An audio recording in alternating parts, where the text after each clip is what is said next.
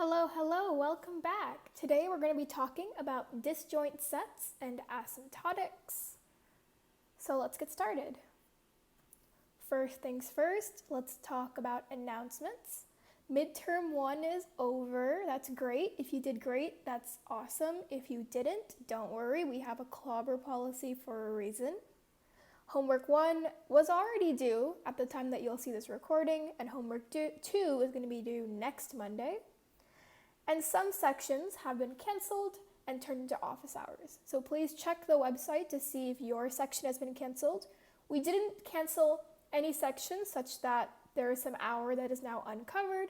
So you should just have to go to a different TA at the same time you would normally attend your session. Let's get into content review. So, quickly, we'll go over disjoint sets. You should have seen this in the lecture already, and the lab this week will have you implementing this. A more conceptual overview is that we went through 4 different types of disjoint sets. But first, what is a disjoint set? A disjoint set has 2 properties, or 2, functions. The first of all, a disjoint set has a bunch of numbers in it, basically. Let's say we have, let's start with 0. And it allows you to basically group these numbers. So let's say I do connect 1, 2, and that gives me a new set that has 1 and 2 in it. And all numbers start off in their own individual sets, and then we basically go through and merge sets using the connect function. We also have another function, which is connected. It returns true if x and y are connected, if they're in the same set. You might see these terms be slightly different if you're looking at old materials. For instance, connect might be union, and is connected just might be connected, but it all means the same thing, it's just slightly different terminology. The first thing we did was we used quick find, which we use an array of integers to track which set each element belongs to. And what that looks like is we have an array, and let's say we have an array up here, and each of these values corresponds to a spot in an array. So in this case, we'll have, 0 is in set 0, 1 and 2 are both in the first set, 3 is in the second set, and 4 is in the third set. So this is just keeping track. We number each set, and then we keep track of which set each element is in. Quick union stores the parent of each node instead of the set that it belongs to. And then if you're in the root of the set, it's more of a tree structure at this point. If you're in the root, then your value is the negative of the size. And that allows us to easily check whether we're at the root, because since no parent can have a negative number attached to it, if you hit a negative number in your array, you know that this node is the parent of some other node, or it's the root of some tree. So in this case, 0 is all alone, so it's just -1. We'll say that 1 is the root of this set. Looks like this. And so it'll look like -2 and 1, and -1 and -1. And so this way we don't have to number our sets. We don't have to deal with changing all the numbers if we merge 2 sets, which is a lot of work. This is just a lot quicker. The next thing we do is weighted quick union, which does the same thing as quick union. All of these technically will return the same values when you call connect and is connected. The main difference is how fast they are. So weighted quick union is the same thing, except it decides which root to keep as the root of the merged set based off of the individual sizes of the 2 sets that they merged. So if I wanted to do connect, with what I had already done, connect to 3, it'll look at 3 and it'll look at the tree that 2 belongs to and say, so this tree is clearly bigger, so I'm going to keep this root as the root of the new tree. And another thing with weighted quick union is that we only merge the roots of the trees. So we'll merge it like this, even though we did connect 3, 2. They're all in the same set, so it's fine. And the reason we do it this way is because the alternative is like this, right? And that's not such a big deal for a small set, which is 3 items. But if we have 1,000 items, suddenly it takes O of n time, it takes linear time to travel up from the base of the tree all the way to the top. Here it takes significantly less time. The bushier or wider we make our tree, the easier it is to find the root of a tree. The last thing we have is weighted quick union with path compression, which sets the parent of each node that we visit to be the set's root. So in that case, if we have another set, let's say we have 0 and 4 attached somehow, so we have 0, 4, right? And we're going to connect 2 and 4. So if we do that, the first thing we do always is we check the size of each set, and so we realize, okay, so -1 has its value is -3, and 0, its value is -2, which means that 1 is the root of the bigger set. So we're going to keep 1 as our root, and then we do the thing that we did in just normal weighted quick union, which is connecting 1 and 0. The last thing we do is every node that we visited, so in this case we visited 2 and then 1 to find the root, and we visited 4 and then 0 to find that root, we set the parent of every single node we visited to be equal to the new root node. Now 2 and 0 already are connected to that, but 4 isn't, so it'll just look like this. And again, this reduces the amount of distance that you have to travel if you are checking the root of any node, which makes it faster to call isConnected, because isConnected runs by making sure that the root of the first node and the root of the second node are identical.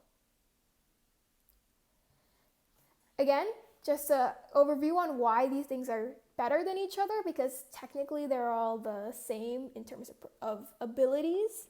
The constructor obviously always takes n time because we are adding n items, nothing we can do there. Connect, however, can take better and better time. So quick union and quick find take linear time, roughly, to check connect. But weighted quick union can take log n time. And that's again because I said as the tree gets bushier, it gets significantly faster. So n is the number of items, right? So a bushy tree has depth of log n, while a stringy tree, which will look like this, can have depth of n. And so when we want to find the root, the question is, do you want to go up log n or do you want to go up n? And obviously log n is faster, so that's what we want to do. So for weighted quick union, both connect and isConnected are log n. And then when we add path compression, we have this notation, which I don't know if you guys have seen before. But this notation basically means that even though sometimes it'll still take log n. So we can't say really that it's theta bound because there are still cases where it will take log n. But for most cases, almost always, if you run it on a lot of items, it'll take constant time. Because once you've compressed the path, every time you call that number again, it'll take constant time. So you have to do one log n call at the beginning, and then it'll take constant time from then on. So that's what that little asterisk means. Speaking of asymptotics, let's talk about what they are. So asymptotics are one of the core tenets of this class, and they're going to come up again and again and again after this discussion. In fact, I think we have 2 more worksheets that cover asymptotics after this. So what are asymptotics? Asymptotics allow us to evaluate the performance of our programs using math. Because what's the point of learning all these data structures and algorithms if we can't tell which ones are better and when? Usually, we use different data structures for different purposes because they're faster at certain things and slower at certain other things. Like if you remember talking about arrays and linked lists, in arrays, adding things takes a long time because resizing takes forever. But in linked lists, finding an item or getting to a specific index will take a long time because you have to travel through the whole list to get there. So just like that, we can evaluate now the performance of any program or any data structure we want. So the important thing about asymptotic analysis is that we firstly ignore all constants and we only care about the biggest component of our asymptotic analysis. So an example is if we're doing something and we discover, okay, it's n squared plus 4n plus n log n plus 2 time. This all is just simplified to n squared time. Why? Because our asymptotic analysis is mostly worried about what happens when the program gets very, very, very big. So as n approaches a very large number. Now, in small scales, n squared and n log n are not too far apart, if you're between like 1 and 10 maybe. But as you approach like n equals a billion, suddenly n squared is growing significantly faster than these other two terms. And as such, n squared basically overshadows the other two terms so much that we don't even need to consider them. Same thing with constants. Sure, 4n squared is greater than n squared. But when you're talking in terms of the trillions, does it really matter if you're talking about 4 trillion or 1 trillion? It's on the order of magnitude of a trillion, and that's what matters. So, whenever you're seeing a problem and you see a lot of terms, just think about only caring about the biggest one and getting rid of all constants and coefficients. Now let's talk about what this thing is. So we have 3 big ways of talking about asymptotic analysis. The first thing is big O. So let's say we have a function. I'm doing my best to draw, but I am not an artist. So let's say we have a function, and the way it runs, this is the input size, so we'll say this is n, and this is the runtime over here. And it looks like this. So big O is an upper bound in terms of the input. So it's basically, what is the worst possible case? Upper bound every possible input, right? So in this case, an upper bound could look like this. It could look like this. It could be basically any function that grows faster than our actual function over here. So big O is useful because it allows us to upper bound things, but it's only useful if we have a tight upper bound, right? For almost all functions, I can say, oh, it runs in O of n factorial time, because honestly, what function runs in n factorial time? There aren't many of them. But that doesn't tell us much, because that could mean that it runs in n log n time. That means it could run in n squared time. That means it could run in constant time. This only tells us that our function is part of the set of functions that grows slower than n factorial, which is most functions. The other side of this, the opposite to our O, is our omega. And omega is basically the lower bound. So that in this case might include log n or like a constant function. Omega, just like big O, describes the set of functions that grows faster than the function we give it. So in this case, let's say omega 1. Well, this includes theta n. This includes theta n squared. This includes theta n to the n. There's just too many options, right? And so when we say big O and big omega, we mean upper bound and lower bound, but our goal usually is to have that bound be as tight as possible. What is the tightest possible bound we can get? Now, big theta is the tightest bound, and this only exists when the tightest upper bound and the tightest lower bound converge to the same value. There are some functions that are very dependent on what the input is, and in those cases, the upper bound and the lower bound don't converge to the same value ever, because there are some inputs that cause it to be bigger by an order of magnitude and some inputs that cause it to be smaller by an order of magnitude. And because of that, big theta doesn't always exist. Now, if you ever see a worksheet or a test say, what is the worst case? You're supposed to use big theta. And the reason is, upper bound implies we are upper bounding all possible inputs.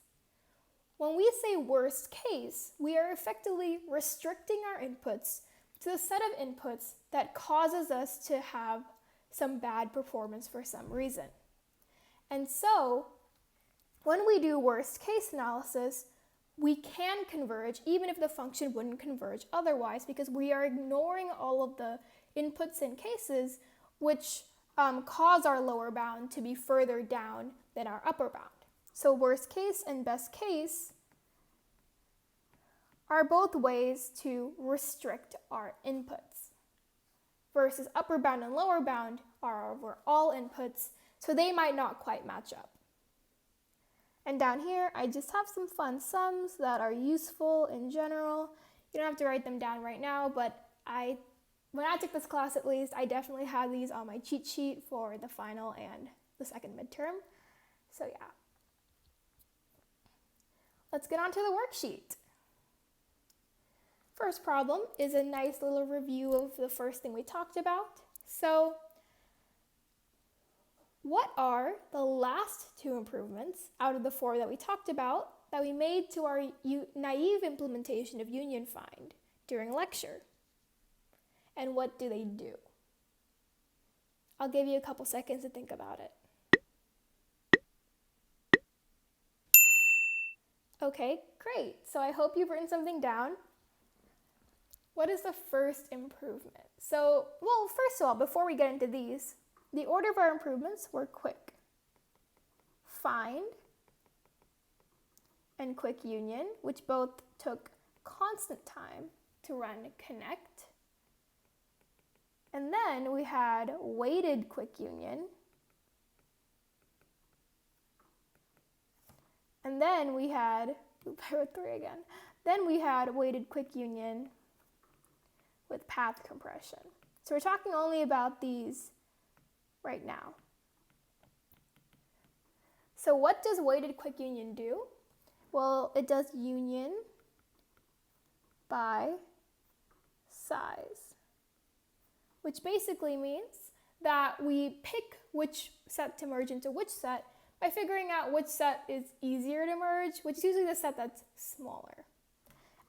If you were wondering, we break ties by number. So if we have 2 sets like 1, 2, 3, 4, and we want to merge these 2 sets, they are the same size. So what do? We see which root has a lower value, and we merge it like that. And lastly, we have the one with path compression, and basically that's self-explanatory. It does path compression, where it sets the parent of all the nodes we visit to the root to increase the speed at which we can merge things. Now let's get into something a little more trickier.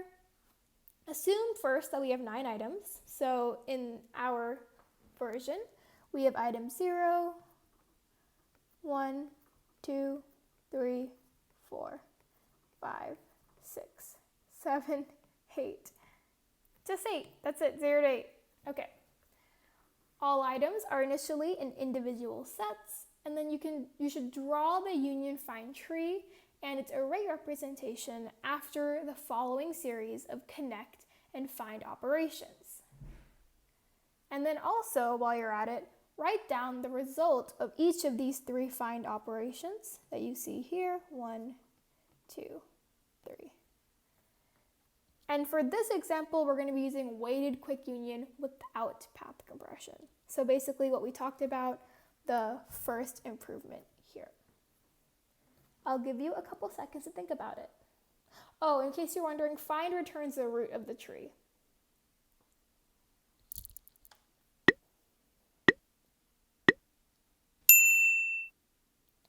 Okay, let's take a look. So I'll just draw out the tree as it appears in order. So the first set of operations is connect 2 and 3, and like I said, we break ties based off of number, so 2 is going to go on top. Next we connect 1 and 2, and this time, since 2 is the root of a bigger tree, we will connect it like that. Next we connect 5 and 7 using a similar method, just like that. And now we connect 8 and 4, again the same way. And lastly, we connect 7 and 2. So that will cause us to basically move this over here and connect like this because 2 is the root of the bigger tree. Now we can get to our first find, which will return 2 because 3 is in the tree that has 2 as its root. Next, we connect 0 and 6, which we have not seen yet.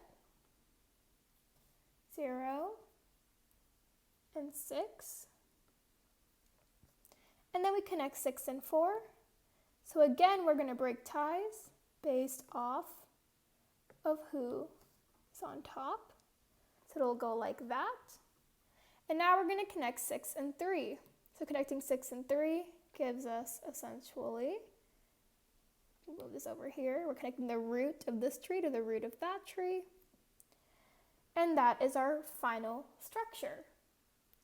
Now we get our last two find statements, and both of these will return true because if you've noticed, this entire tree is all of the values in our quick union set.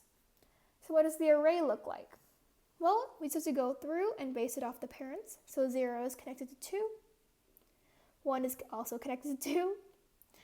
2 has 9 items under it, so its size is 9, which gives us -9 here. 3 is connected to 2. 4 is connected to 0. 5 is connected to 2. 6 is connected to 0.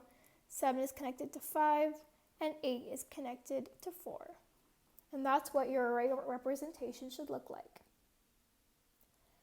Now, we're going to do the same exact thing, except we're going to use path compression whenever we call find specifically. There are some implementations where we would use path compression even when we called connect, but today we're just going to do it when we call find. So I'll give you a couple of minutes to think about it.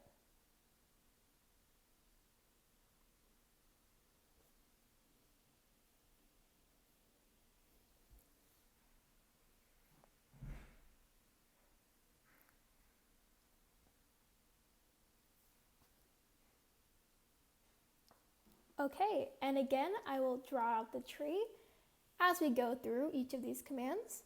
So we have 2, 3 again, and then again we connect 1, very similar for now. We have 5, 7, and 4 to 8. And then we merge these two trees to give us this bigger tree. And then we have our first find call, which again returns 2.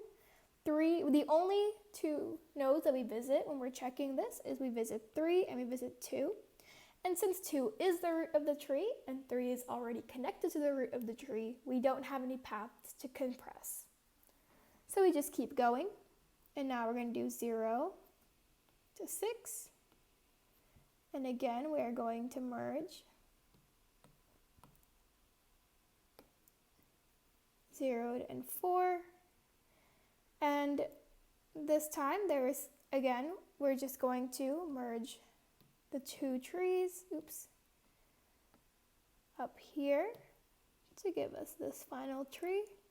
And this time we're going to call find 8, which returns true 2, but in learning this we have to visit this node and this node and this node and 2, right? And so what we do now is we set the parent of each of these nodes to be equal to 2. So that'll look like that and that. And we do the same thing when we call it on 6. We visit 6 and then 0 and then 2. So we marked them before, and then after we find our value, we go and we compress the paths. So your final tree should look something like this. It might be a little neater than mine, but something this ballpark with everything connected to 2 except for 7 over here. And as you can see, this is going to be a lot faster than our previous tree. If we want to see, for instance, whether 8 and 6 are connected, in the other tree we'd have to go up 1, 2, 3, 4, 5. Here we only have to go up 1, 2. And as the scale grows, this becomes a bigger and bigger advantage. Now let's quickly find out what the array representation would look like. 0 is connected to 2, 1 is connected to 2. You're going to hear me say this a lot. Not 2's the head of this tree that has 9 items in it. Oops. 3, 4, and 5, and 6 are all connected to 2 as well. 7 is connected to 5, and then 8 is connected to 2. This is what your final array representation should look like. If you have any questions on this, please feel free to ask on the ed. It's very important to understand this considering you're going to be implementing it soon. A question you might have is, what do we do if we want to store something other than numbers in our disjoint set? And a good way to handle that is you can imagine it as each number being, you can think of it as a map where each number holds a key to some other value, say a string. And we can keep this map in some other data structure, but this allows us to have all these nice properties of an easy disjoint set while also being able to store non-integer values. Now we're going to move on to the more interesting part, in my opinion, of this worksheet, which is the asymptotics. The first problem is more of a warm-up, but you should definitely try it yourself. And it is, order the following big O runtimes from smallest to largest. So again, big O describes the speed at which each of these functions grows. So you want to order it from a function that grows the slowest to the function that grows the fastest. And I'll give you a minute to think about it. Okay, let's try it out. So the first function, which grows the slowest, is the function that doesn't grow at all, right? So that's going to be our constant function, O of 1. Even as n goes to infinity, O of 1 will always take constant time. The next function is O of log n, which grows slower than even a linear function, which happens to be next. A good way, if you're not sure between two functions, is to plug in a very large value and consider which one would grow faster. The more mathematical way of thinking about it is you can put one function over another function and see if it goes to infinity or 0. If it goes to infinity, that means that f is larger. If it goes to 0, that means g is larger. But honestly, that's a little too mathy for me. So I just like thinking of it in terms of what happens to a really big number. And I mean really big, like at least 100,000. So we got to linear, and now we're going to go to O of n log n, and then O of n squared. So, well, there is no n squared, but I like putting it in here because we use n squared so often in our actual asymptotic analysis, so it's not technically in here, but this is where it would go if it was. And then we will have O of n cubed, and then O of 2 to the n. And keep in mind that no matter how small this is, as long as it's greater than 1, it will always end up doing better than n to any power. So n to the 1, 0, 0, 0, 0 is still growing smaller than 1.01 to the n. Because again, we are thinking in terms of when n is massive, when n is even greater than this number. So we have that, and now we will get to the parts where hopefully you will never have a runtime that goes like this, but n factorial and n to the n. If you're wondering how we know that n factorial grows slower than n to the n, you can imagine it as a factorial is 1 times 2 times 3 times 4 times to n. And n to the n has the same number of terms, except every one of those terms is n. Right? And so since n is by definition greater than every single term before n in the factorial, this is always going to be bigger. Moving on, we're going to get into our first real asymptotic understanding problem. So the question is, for each of these statements in this column, is it true or is it false? Now keep in mind, big O says it represents the set of all functions that grow slower than this function. Big omega represents the set of all functions that grow faster than this function. And big theta is the set of all functions that grow at the same rate as this function. I'll give you a couple minutes to think about it, and then we'll reconvene and talk. Okay, welcome back. Let's talk about these problems. So the first one is interesting. And remember, the set of all functions that grows, it's not just the set of all functions that grows slower than g of n, it's a set of all functions that grows slower or at the same rate. O can be a type bound. So it's basically like a less than or equal to sign. So we have two constant functions, and like we said before, coefficients don't matter. So these technically in our heads grow at actually the same rate. They are theta bounding each other. And since our O is allowed to have a tight bound, this is true. Moving on to the next function, again, cross out everything that isn't the largest term and any coefficient. So we're left with n squared and n cubed. And so since n squared will always grow slower than n cubed, it is not omega bounded by n cubed. So this is going to be false. Next, we move on to 2 to the 2n and 4 plus 1,000 and 4 to the n plus n to the 1,000. So like I said before, cross out the smaller ones. 4 to the n will always grow faster than n to the 1,000. Cross out all constants. We can simplify this if we want to be 4 to the n. So really, again, these are theta bounding each other. They grow at the same rate. This is going to be true. Next, we have log n to the 100 and n log n. If you remember from math, you can rewrite this log as 100 log n, and then we can get rid of this coefficient. So really the question is, does log n grow at the same rate as n log n? And the answer is false. Now we're back at another function with multiple terms. We cross out everything that grows too slowly.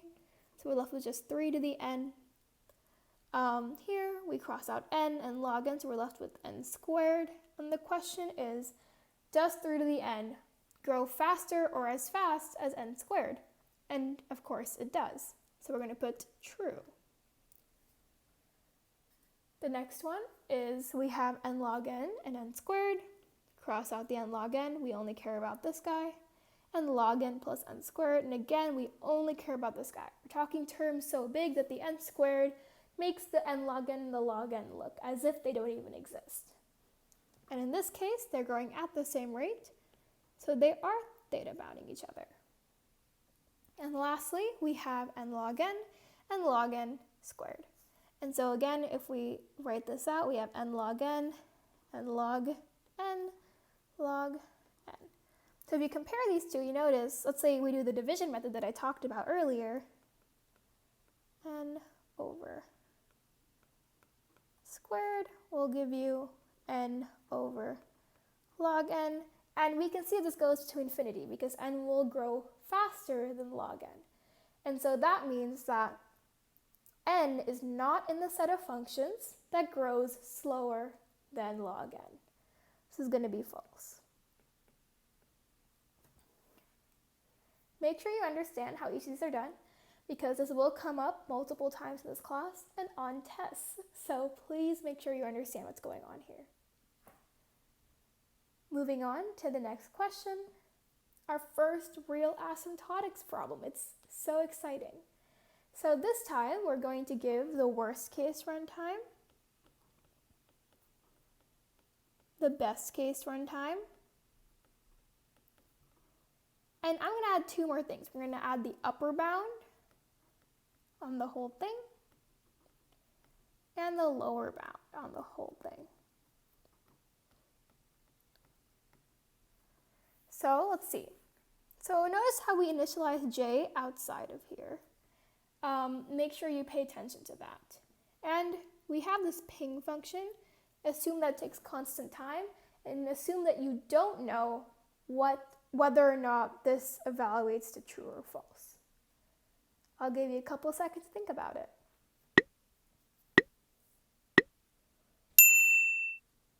Okay, let's talk about it. So the first thing is, when we're talking about our worst case, what do we want, right? We want the function that's going to cause us to spend the most amount of time. And so let's assume that there is some input for which this always evaluates to be false, which means we never get to prematurely exit our for loop. So what does that mean? It means that we have to go through this outer for loop at least n times. And we have to go through this inner for loop m times. Now, normally, if we went through this inner for loop every time we went through the outer for loop, it would be n times m. But since j is initialized over here and it isn't reinitialized here, once we go through this once, we're never going through this inner for loop ever again. So in reality, the worst case is actually theta of n plus m. The best case, we can think of it similarly, is the case where we always evaluate this to be true and we always hit this break function. And in that case, we never really go through this inner loop, right? We go through once and then we immediately break. So in that case, it's as if we had something that took theta one time within this block, ignoring everything here, and just we went through it n times. So that acts as theta n. Now, what's our upper bound and our lower bound on the whole set of inputs? So our upper bound will have to include these worst cases and these best cases, which means we will have to upper bound it as O of n plus m. And that is the tightest upper bound that we can get. The lower bound, similarly, has to incorporate O of n. And because our tightest upper bound and our tightest lower bound don't intersect, you can't get them to intersect, there's no way for us to create a theta bound. Another good lesson from this problem is that we are not restricted to just one input. If you have a function that takes in multiple inputs of different sizes and the runtime is dependent on all of them, you are free to include multiple variables within your runtime bound. It's usually n, but it doesn't always have to be just n. And now let's get on to some fun stuff. Assume that this function right here returns a sorted version of array.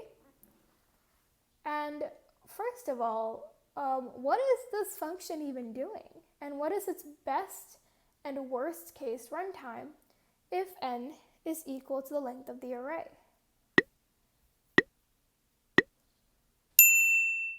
Okay, so first of all, let's figure out what mystery is even doing. So what is our array doing? The first line is sorting it. We got that, sorting. And now we're going through this for loop structure. And what that's doing is getting us two elements within our array. And this if statement is checking, are they equal? And they have to be both equal and obviously not the same element. So if they're equal, then we set x equal to true. And then after we exit that for loop, if x is false, then we return false. And if x is true, then we return true. So we want to, mystery what it's doing is returning true if every integer has a duplicate in the array, and false if there's any integer in the array that is unique.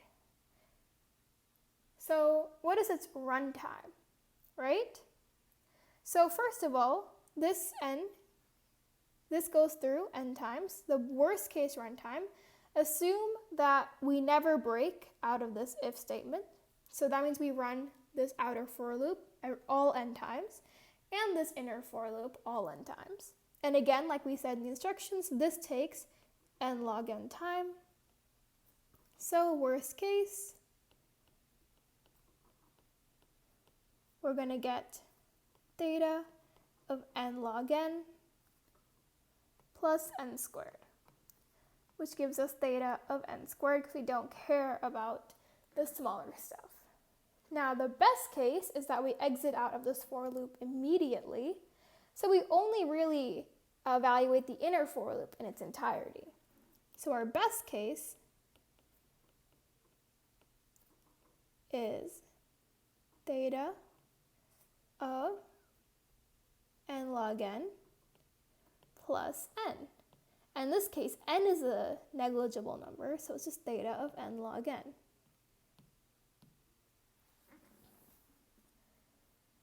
So, now that we know how mystery is doing, I don't think I left enough space to do this, so I'm probably going to have to go to the next page. Try to come up with a way to implement mystery that runs in n log n time. Can we get any faster? So theta n log n time, which means even in the best case or the worst case, we want to run in n log n time.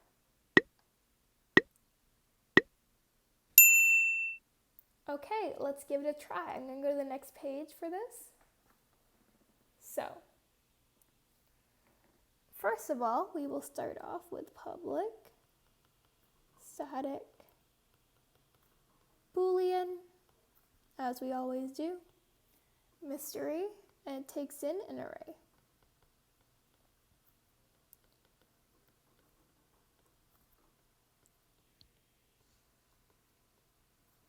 So the first thing we do, we will sort it just like we did in the previous problem.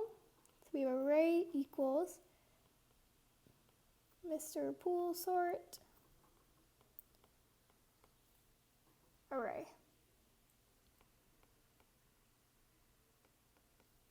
And now we are going to again save n to be equal to array.length just for easiness as we go on. And then we are going to take the first item of our array and store it. So that's just array 0.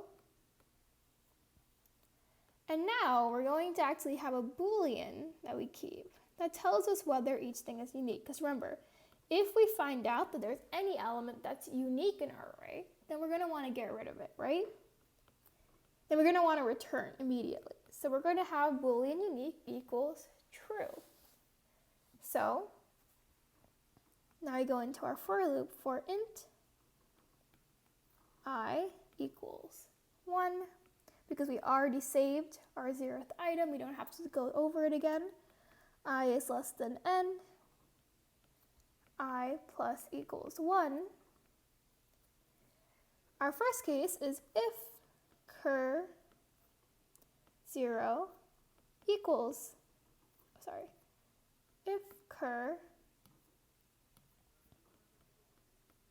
equals array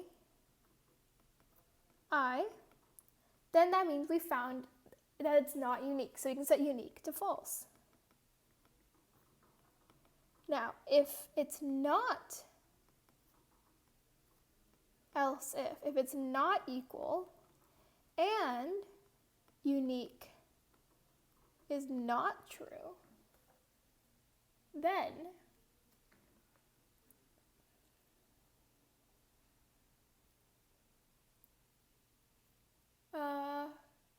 I meant if unique is true, which means that it is unique. Sorry, got myself a little confused there. Then we're going to return false, because that means we have reached the end of where our possible numbers can be, right? Because we're thinking about an array that's sorted.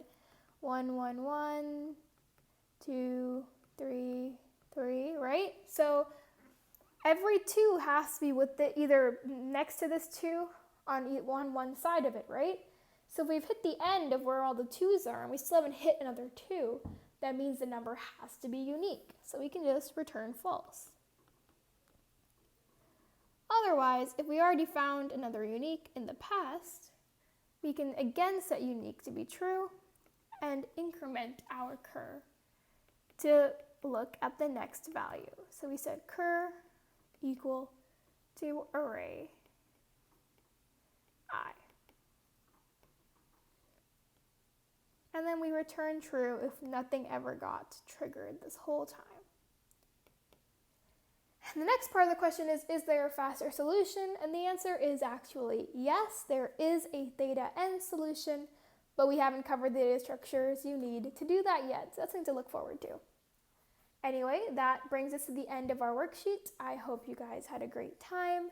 I hope you guys are feeling good about the class and the projects and the midterms, and if you're not, please reach out to us. But other than that, have a great week, and I'll see you again next week.